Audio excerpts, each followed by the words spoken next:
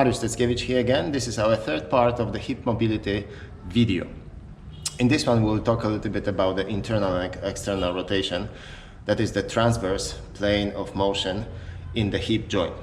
In the previous two parts of the hip mobility video, I was explaining a little bit about the abduction and adduction, that is the frontal plane, the sagittal plane of hip mobility, that's front rises, including hamstring stretches and hip flexor stretches.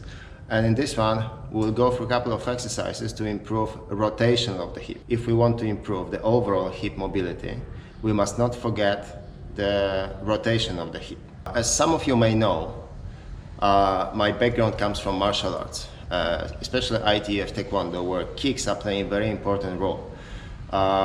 We kick high. In order to perform high kicks, you need to have overall hip mobility exceeding average level. You need to have adduction, you need to have abduction, you need to have flexion extension, and you need to be able to prepare your kicks.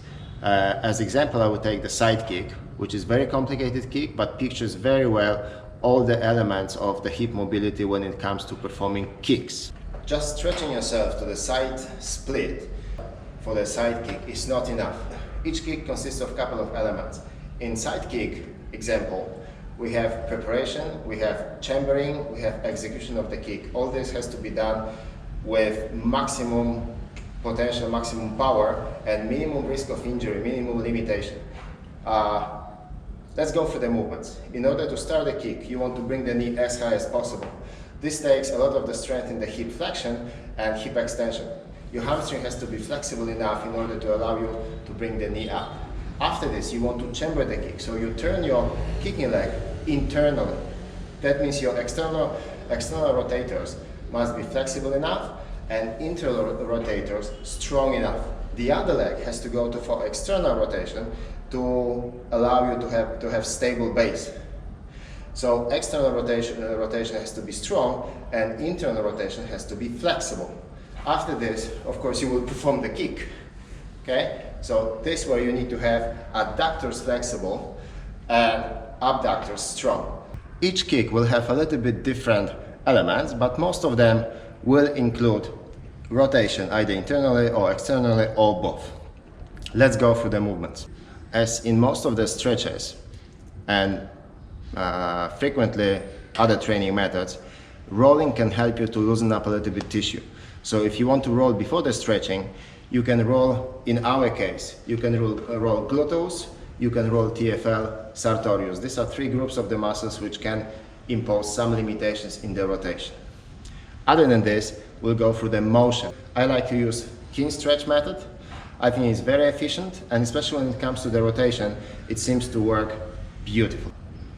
In order to begin stretches, I often go through standing internal and external rotation. This is a great method to loosen up a little bit hip without going for too aggressive stretches. Stand on one foot, point your toes forward, step in front, turn your hips as far as you can internally. You need to feel tension in your hips. Keep your knee straight, keep body weight on the stationary leg. Hold for a couple of seconds, step back and turn your hip the other direction as far as you can. Again, keep your knee straight, keep body weight here, turn until you reach the limit. Okay, go 5-6 times through one direction, the other direction. Remember to keep your knee straight and remember to maintain body weight on the stationary leg. That's first. The second exercise, going a little bit more into the wider position, is also working nicely on the rotation. We go for the side lunge to Cossack squat. Take quite wide position, point your toes forward and slightly outside. Go as low as you can for the side lunge. Try to maintain the other leg straight. Then allow for the rotation and drop your hips as low to the floor as you can. Come back to the side lunge and move your hips to the other direction. As low as you can, turn your leg, go low all the way. Come back, and again. Side lunge, turn your leg, lower the hips, come back, move to the other side, turn, lower, come back. Perform about 5 to 6 times for each side. For the next stretch, we'll use resistance loop, resistance band, and we'll start going into kine stretch methodology. You need to put the band around your feet. I will start strengthening or stimulating the muscles from the opposite side of the joint. Lie down on the back. You can put either yoga block or gym ball between your knees, so you are trying to squeeze your knees together and you push your feet outside as hard as you can. Hold for a couple of seconds and relax. Tighten the whole body, squeeze your knees and relax. Relax, tighten the whole body, squeeze your knees and relax. And again. And probably the most important part of the stretching will be a keen stretch for the internal and external rotation. So the method works as following.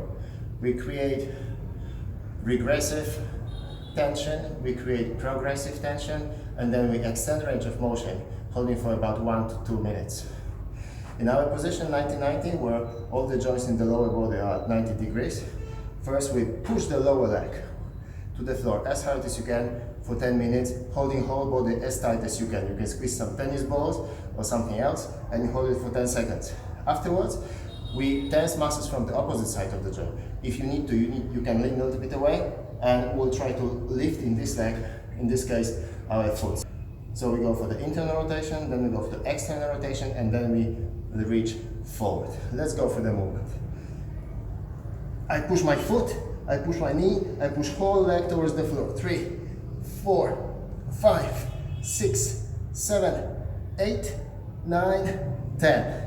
Afterward, and I try to push the knee down and lift my foot up as hard as you can. 3, 4, 5, 6, 7, 8, 9, 10. Relax and reach with your chest forward as far as you can. In this position you stay, reaching the limits, and you allow for the muscles to get used to the position, to adopt this as the new normal range of motion. We repeat this for about 3 times for one leg and then the other leg. Afterwards, we switch to the other leg. The method is the same. So first we create tension, we push foot down, knee down to the floor, hold it for about 10 seconds.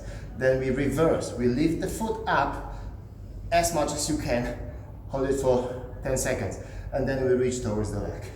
So, here you go, push. 1, 2, 3, 4, 5, 6, 7, 8, 9, and 10.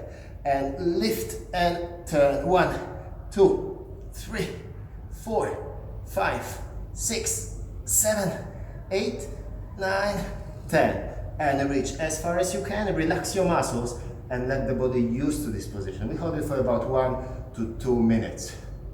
If you have time, hold it a bit longer. If not, you can do a little bit shorter, as much as you feel it's necessary. And also repeat for about 3 times for each leg. Afterwards, relax and enjoy a new range of motion. Thank you very much for watching. I hope you enjoy, I hope you benefit. If you like it, give me a thumbs up, push the button to subscribe, and see you in the next clip.